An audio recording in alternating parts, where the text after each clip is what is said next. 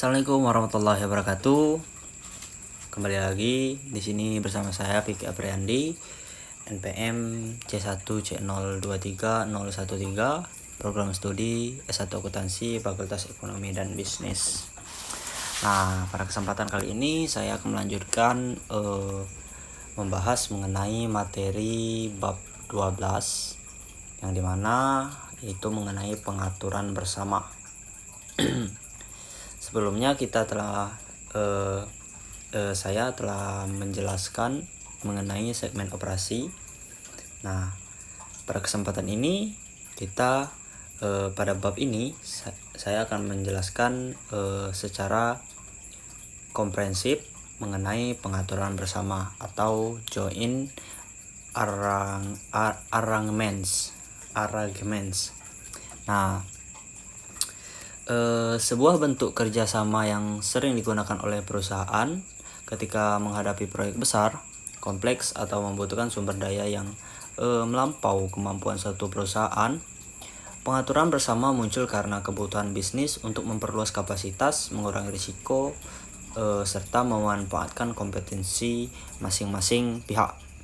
Nah, dalam banyaknya sektor seperti migas, pertambangan, konstruksi, telekomunikasi, hingga properti, pengaturan bersama ini menjadi metode yang umum digunakan karena membutuhkan kolaborasi intensif antar suatu perusahaan.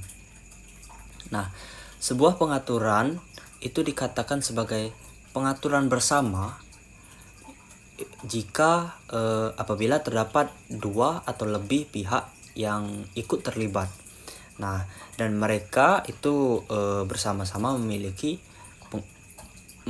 pengendalian terhadap aktivitas ekonomi yang diatur dalam kontrak. Nah, pengendalian bersama ini berarti tidak ada satu pihak pun yang dapat mengambil keputusan strategis secara sepihak, terutama keputusan mengenai aktivitas yang dianggap relevan secara finansial dan operasional. Nah, semua keputusan penting itu harus dibuat melalui kesepakatan bersama, sebagaimana tertuang dalam perjanjian kontraktual yang menjadi dasar dalam hubungan antara para pihak.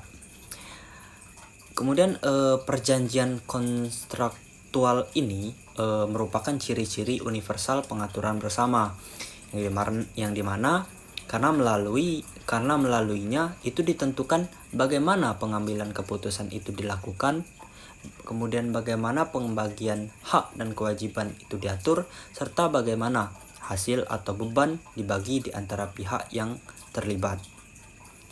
Kontrak juga dapat berupa dokumen formal, perjanjian, investasi, nota kesepahaman, atau bentuk yang lain secara hukum itu dapat mengikat pihak-pihak tersebut. Nah, dalam menentukan apakah suatu pengaturan itu memiliki pengendalian bersama atau tidak, itu perusahaan harus menganalisis kontrak secara detail, termasuk klausul mengenai voting, alokasi hasil, serta mekanisme penyelesaian perselisihan.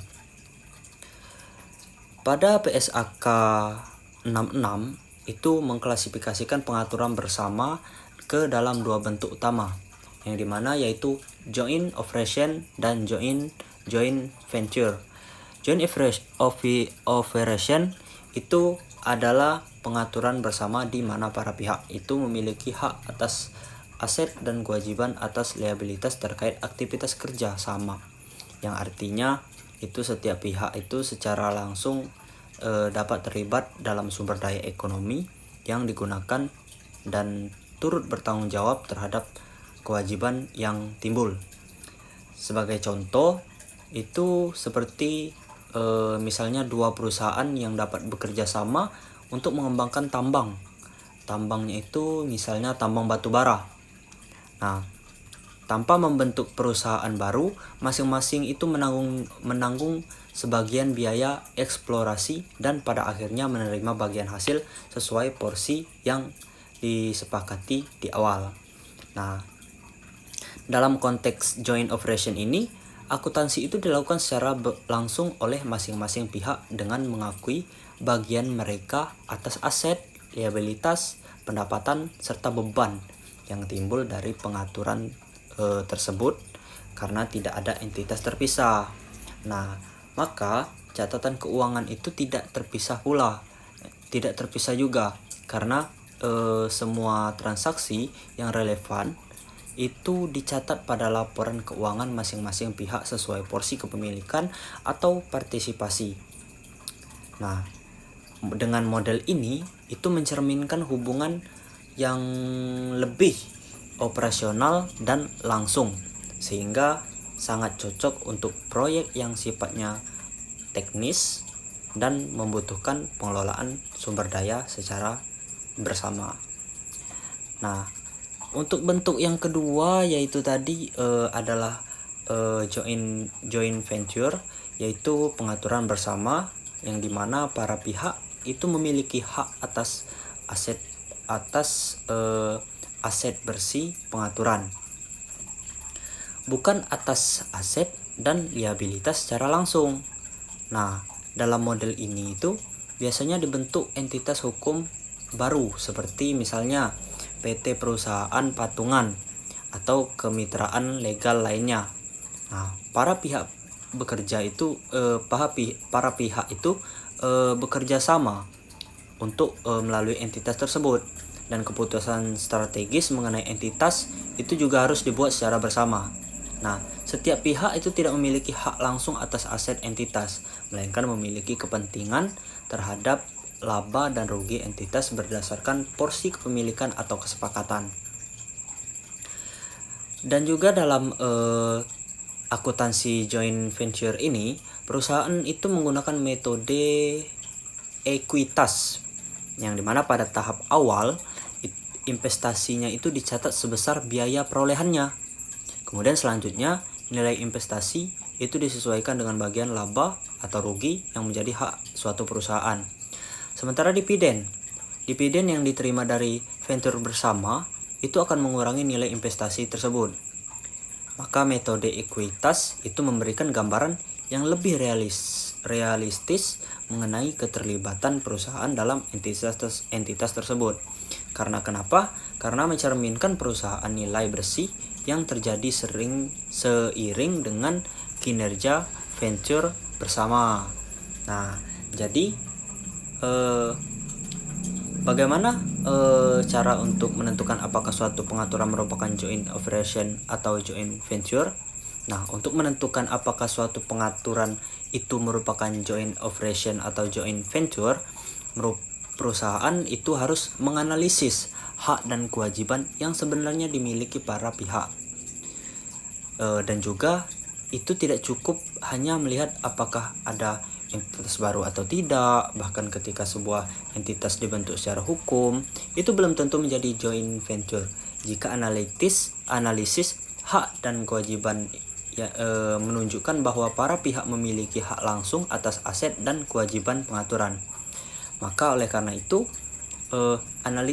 analisis harus mencakup struktur hukum, isi kontrak, serta bagaimana aktivitas ini benar-benar dioperasikan dalam praktik. Nah, jadi standar itu juga mewajibkan perusahaan untuk mengungkapkan informasi yang cukup mengenai keterlibatan perusahaan dalam pengaturan bersama, sehingga penggunaan laporan keuangan itu dapat memahami tingkat keterlibatan, risiko yang ditanggung, dan dampak finansial dari kerjasama mereka tersebut. Nah, informasi yang diungkapkan itu mencakup sifat dan tujuan pengaturan, proporsi partisipasi, kebijakan akuntansi yang digunakan, serta informasi keuangan yang terkait aset, liabilitas, pendapatan, serta beban. Dan untuk joint venture, penggunaannya juga harus mengetahui nilai investasinya, bagian laba rugi, serta komitmen pendanaan tambahan. Nah, pengaturan bersama ini itu memberikan berbagai manfaat strategis bagi suatu perusahaan. yang dimana dengan berbagai sumber daya dan risiko, perusahaan dapat terlibat dalam proyek berskala besar yang tidak mungkin dilaksanakan sendiri oleh perusahaan itu. Selain itu juga pengaturan bersama ini itu dapat memungkinkan suatu perusahaan itu dapat mengakses keahlian teknis dari mitra, serta memperluas pasar, memperoleh sumber daya baru, dan meningkatkan efisiensi operasional. Banyak juga perusahaan global menggunakan joint arrangement sebagai strategi ekspansi dan diversifikasi bisnis mereka, yang pada akhirnya pemahaman mengenai pengaturan bersama itu sangat penting karena kerjasama bisnis semakin umum dilakukan di era globalisasi. Jadi, pengaturan bersama itu bukan hanya berkaitan dengan operasi, tetapi juga berkaitan dengan strategi jangka panjang. Nah, pengelolaan risiko dan tata kelola pada suatu perusahaan. Dengan kita memahami perbedaan antara joint operation dan joint venture serta mengimplikasi akuntansinya, maka perusahaan itu akan dapat menyajikan laporan keuangan yang lebih transparan dan dapat dipercaya, sekaligus juga dapat memberikan informasi yang relevan bagi investor, kreditor, regulator, serta pihak lainnya. Jadi pengaturan bersama itu bukan kita hanya berkaitan dengan operasi, tetapi juga harus berkaitan dengan strategi jangka panjang. Mungkin hanya itu penjelasan mengenai materi bab 12. Sekian dari saya. Wassalamualaikum warahmatullahi wabarakatuh.